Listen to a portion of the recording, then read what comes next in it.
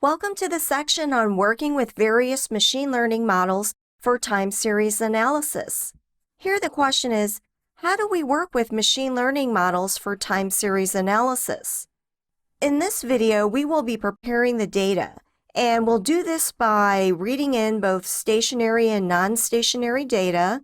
We will show the kernel density plots and autocorrelations, and finally we will create lag variables as well as save these new data frames that we will be using. So let's get started.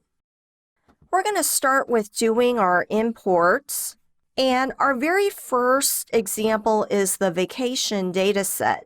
And we're going to read this and recall that we took the first difference of this data set and that the data is monthly. So here is the plot of it. So this is stationary. Let's take a look at the summary statistics. We have a mean of 0, standard deviation of 9.85. Let's take a look at the kernel density plot. That looks very good. And then the autocorrelation plot.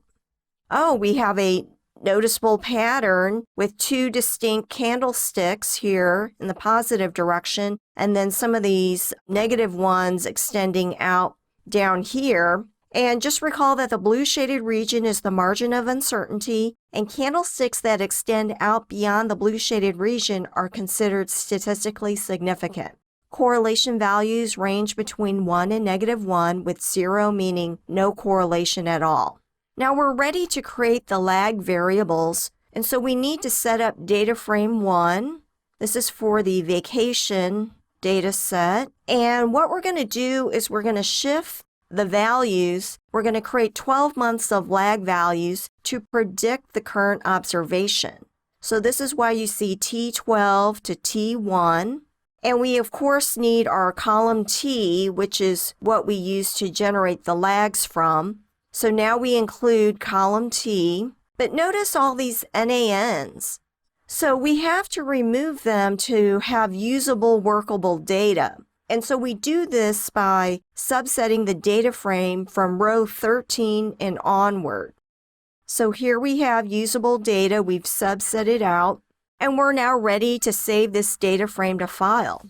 Our second example is the furniture data set. Recall that this one, we took the percentage change, so it has in some way been made stationary through this process.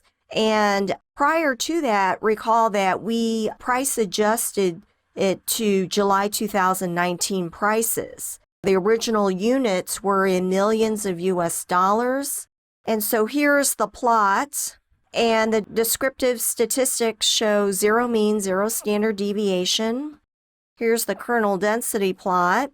Kind of has like a small little hump here, and then it goes up. The autocorrelation plot has some distinct candlesticks that are very high in correlation values.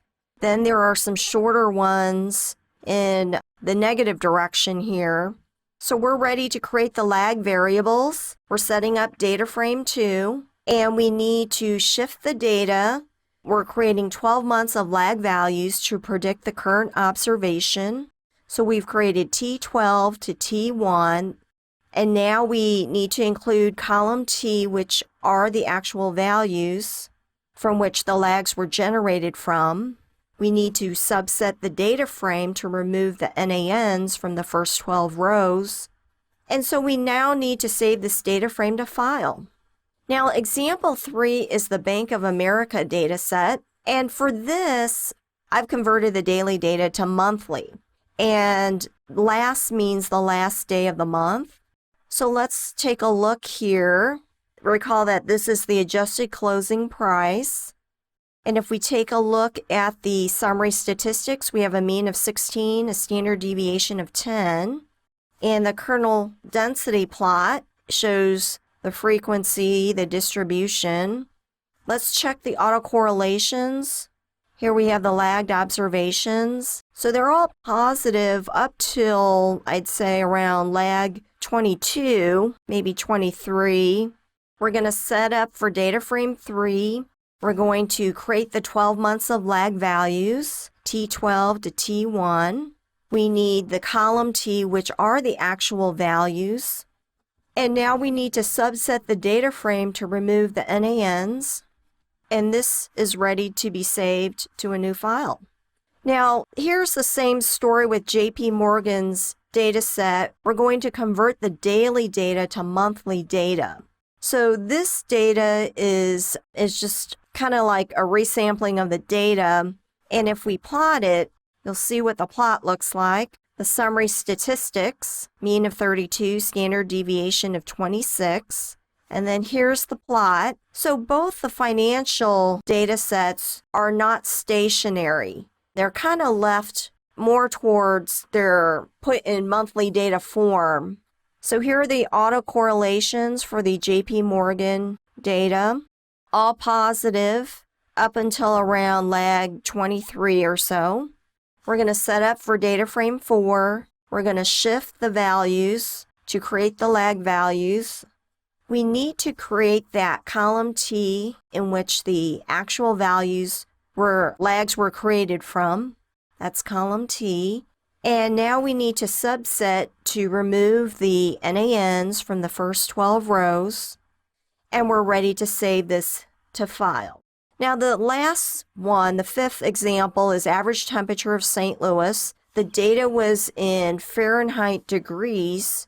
And recall that this is monthly data and it's stationary because we took difference from the mean.